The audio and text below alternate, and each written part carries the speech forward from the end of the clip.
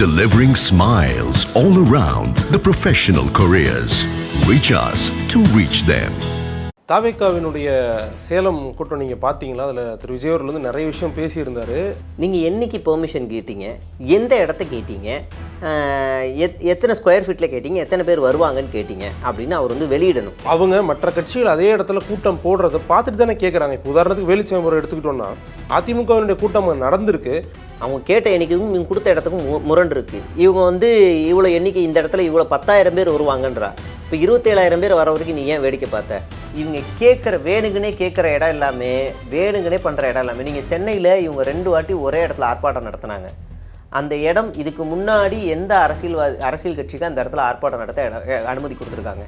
ஆனால் சார் அந்த இடத்த என்ன பண்ணார்? அடித்து நொறுக்கி சென்டர் பீடினை சூற விட்டு எல்லாத்தையும் காலி பண்ணி விஜய் காரு பின்னாடி போகக்கூடாதுன்னு ரூலு. அதை ஸ்ட்ரிக்டாக ஃபாலோ பண்ணுறதுல என்ன கேடு?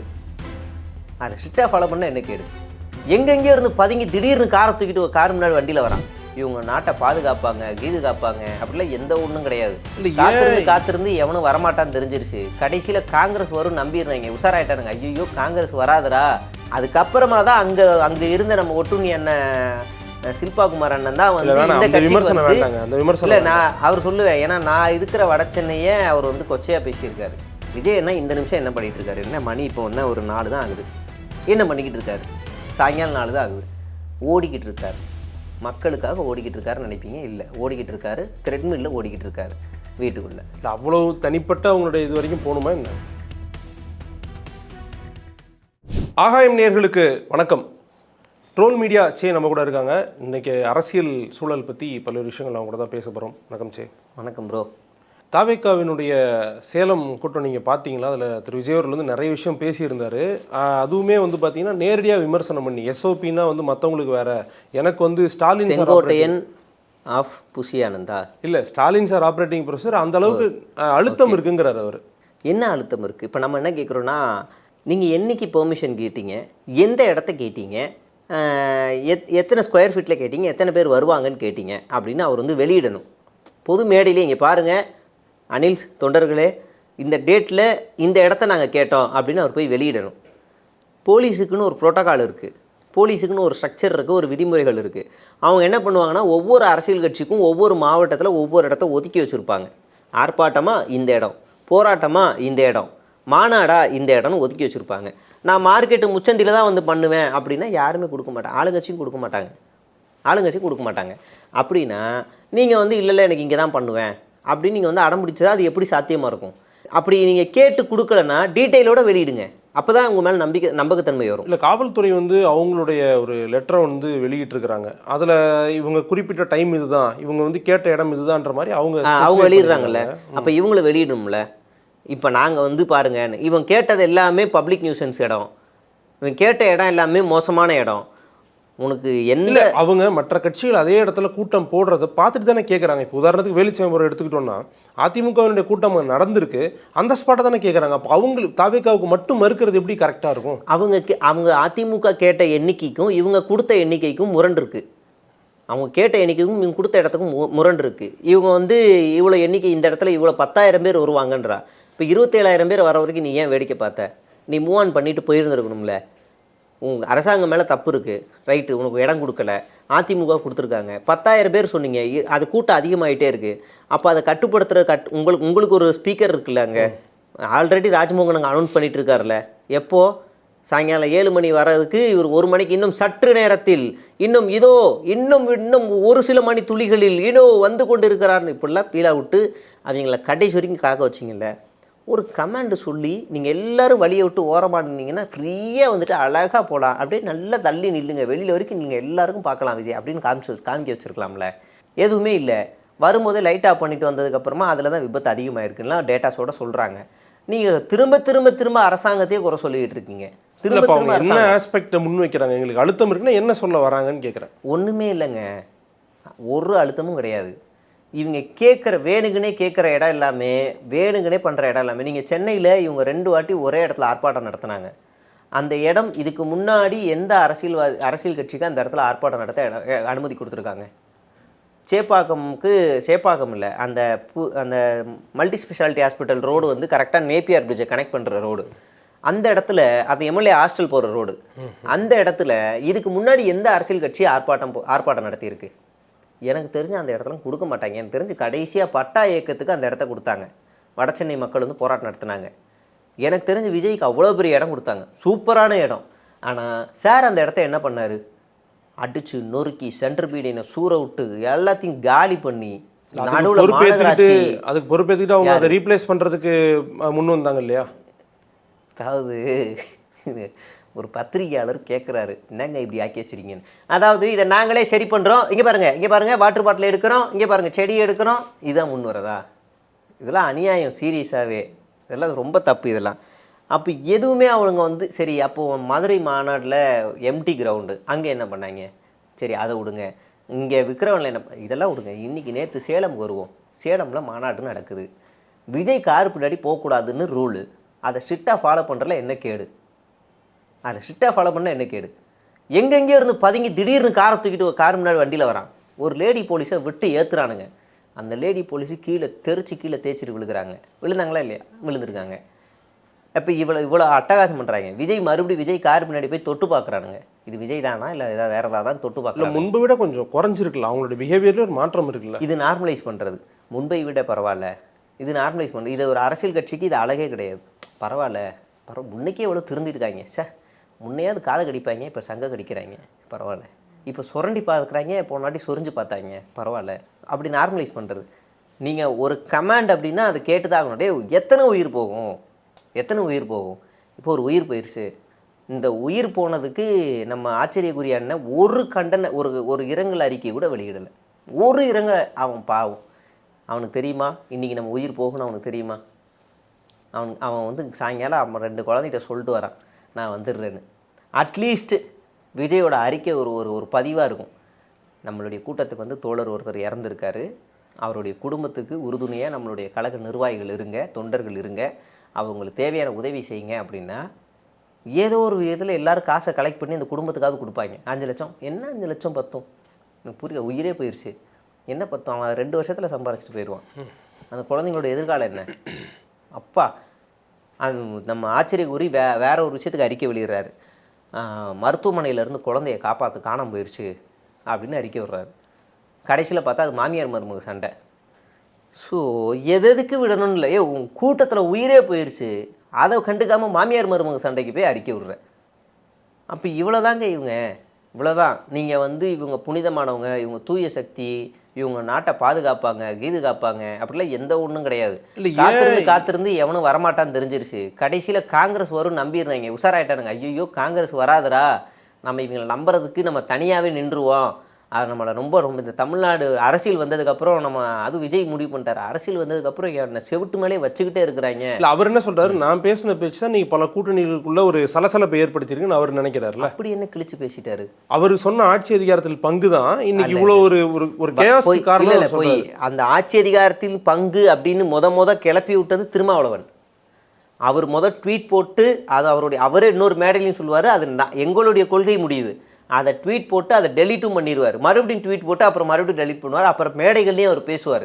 ஆட்சி அதிகாரத்தில் பங்குன்னு சொல்லி விஜய் வரதுக்கு முன்னாடியே அதை இங்கே ஒரு பெரும் பேசும் பொருள் ஆக்குனது திருமாவளவன் அவர்கள் தான். அதுக்கப்புறமா தான் அங்கே இருந்த நம்ம ஒட்டுண்ணி அண்ணன் சில்பா குமார் அண்ணன் தான் வந்து இந்த கட்சிக்கு இல்லை நான் அவர் சொல்லுவேன். ஏன்னா நான் இருக்கிற வட சென்னையை அவர் வந்து கொச்சையாக பேசியிருக்காரு. கஞ்சாவு ரவுடிசமும் கொடுத்து ஓட்டு வாங்குறாங்கன்னு இவர் பேசியிருக்காரு.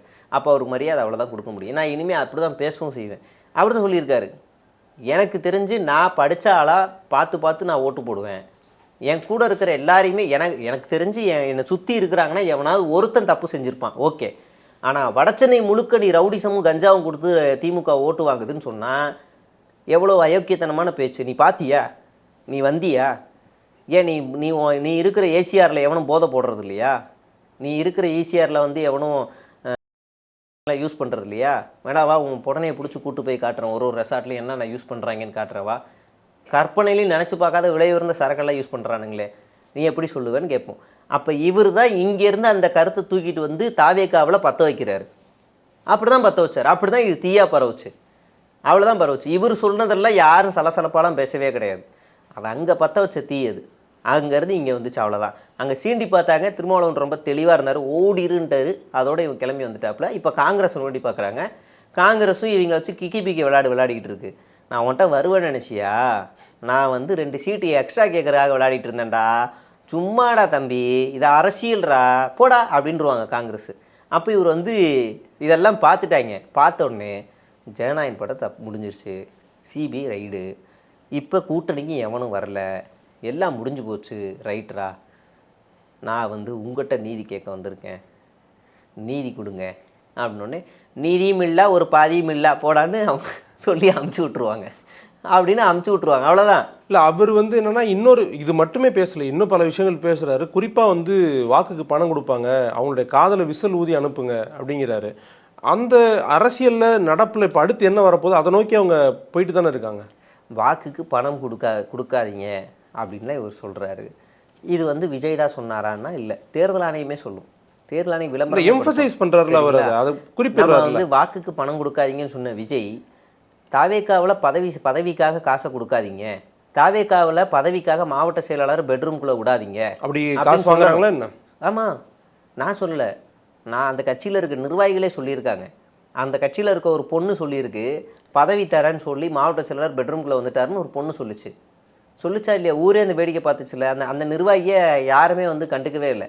எனக்கு தெரிஞ்சு இந்த கூட்டத்தில் கூட எங்கேயாவது இருந்திருப்பார் ஆள். நாமக்கல்லேருந்து சேலம் கிட்ட தான் போஸ்டர்லாம் ஒட்டுறாங்க, இன்னும் ஒட்டிகிட்டு தான் இருக்காங்க. அவர் எடுக்கவே இல்லை அந்த பொம்பளை பொறுக்கிய, உள்ளே இருக்காப்புல ஆள். அவ்வளோ சகலமாக பாதுகாத்துக்கிறாங்க. இவ்வளோதான் தாவேக்கா. அராஜகம் பண்ணாதீங்கன்னு ஒரு வாரத்தை சொல்லலை. சட்ட ஒழுங்குக்கு சீர்கேடு ஏற்காதீங்க. சட்ட ஒழுங்கை பற்றி தலைவர் பேசுகிறாரு. வந்தவாசியில் ஒருத்தர் நடு ரோட்டில் வச்சு கேக் வெட்டி மாலையை கிரேனில் வச்சு போடுறாரு. ஏன் உங்களுக்கு வீட்டுக்குள்ளே பர்த்டே கேக் கொண்டாடுனா என்ன? நீங்கள் என்ன அவ்வளோ பெரிய கிழிச்சு இதுவா? ஏன் உங்களுக்கு வீட்டுக்குள்ளே கொண்டாட தெரியாதா? இல்லை ஒரு மண்டபம் புக் பண்ணி கொண்டாடுங்க, இல்லை கிரவுண்டு வச்சு கொண்டாடுங்க, எதுக்கு நடு ரோட்டில் கொண்டாடணும்? அவர் மேலே கேஸு. இது பப்ளிக் நியூசன்ஸில் வராதா? ஒன்றும் இல்லை, இன்றைக்கி என்னோடய ட்வீட் போட்டிருக்கேன். நம்ம ஃபர்வேஸு டியோ பைக்கில் நம்பர் பிளேட் இல்லாமல் வண்டி ஓட்டு வராரு, ஹெல்மெட் இல்லாமல் வராரு. அப்போ பின்னாடி வரவங்களே எல்லாருமே அதே மாதிரி ஹெல்மெட் இல்லாமல் வராங்க. உடனே இவங்க வருவாங்க, திமுக ஓட்டலையா? டேய், நீ மாற்றுந்தனடா கட்சிக்கே வந்த, அரசியலுக்கே வந்த, திரும்ப அவங்களே குறை சொல்கிறேன்னா அப்போ நீ எதுக்குடா வந்த அரசியலுக்கு அப்படின்னு நம்ம கேட்கும்ல. நீ மாற்றுந்தானேப்பா வந்த, திரும்ப அதிமுக ஓட்டுச்சு திமுக ஓட்டுச்சு அப்படின்னு ஓட்டுனா அப்போ நீ எதுக்கு வந்த? நாங்கள் அவங்களே பார்த்துக்குறோம். ஏன்னா அவங்க ஆல்ரெடி அந்த சண்டை தான் போடுறாங்க, அதுக்கு அவங்களே பார்த்துக்குறோம். நீ 3வது நடுவில் வந்து ஓடிக்கிட்டு இருக்காது, ஓடுறா அப்படின்னு அடிச்சு வரட்டணும். சட்ட ஒழுங்காக பாதுகாக்கிறல, பெண்களுக்கு இவன் கட்சிக்குள்ளேயே பாதுகாப்பு இல்லை. பணம் கட்சியில் இப்போவே பொருளுது. உலகத்திலேயே எனக்கு தெரிஞ்சு தமிழ்நாட்டு வரலாற்றுலேயே சொந்த கட்சி ஆளுங்க சொந்த கட்சி நிர்வாகியை எதிர்த்து சொந்த கட்சி ஆஃபீஸ்க்குள்ளேயே ஒரு போராட்டம். பணம் ஊழல் தாவேக்கா. இல்லை, எந்த மாவட்டத்தில் நடந்துச்சு? ஆவடி மாவட்டம், ஆவடி திருவள்ளூர் மாவட்டத்தில் இருந்து சமீபத்தில் ஒரு 2 மாதம் முன்னாடி அஜிதா போராட்டத்துக்கு 1 மாதத்துக்கு முன்னாடி ஒரு பேனரை போட்டு கட்சி ஆஃபீஸ்க்குள்ளே போராட்டம்.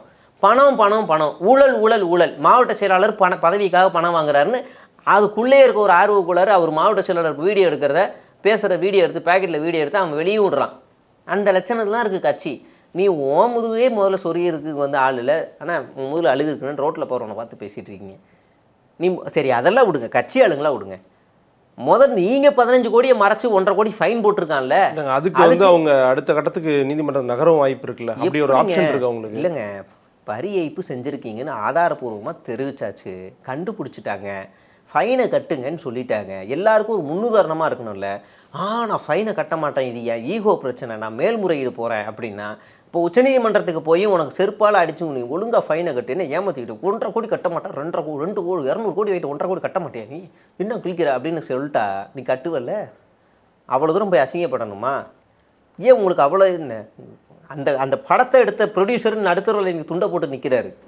நீங்கள் சம்பளம் வாங்கிட்டு 1.5 கோடி ஃபைன் இது பண்ண மாட்டேங்க, அது ஏமாற்றிருக்கீங்க. வரியை இப்போ ஏமாத்தி இல்லைன்னு சொல்லிட்டு வரா? அது இல்லைன்னு சொல்லி தாங்க அவங்க அடுத்த கட்டத்துக்கு போகிறாங்க. பொது மேடையில் பேசுவாரா? இல்லைங்க, டேட்டா கூட அவங்க கட்சியினர் பேசுகிறாங்க, நீ கண்டிப்பாக பார்த்துருக்க கூட. அவங்க கட்சியினர் என்ன பேசுவாங்கன்னா வாய் வார்த்தையே இல்லைன்னு சொல்லுவாங்க. இதுக்கான ப்ரூஃபு, டாக்குமெண்ட்டு, பேப்பர் ஒர்க்கு எல்லாமே யார்கிட்ட இருக்கும்? சம்மந்தப்பட்ட நபர் யார்?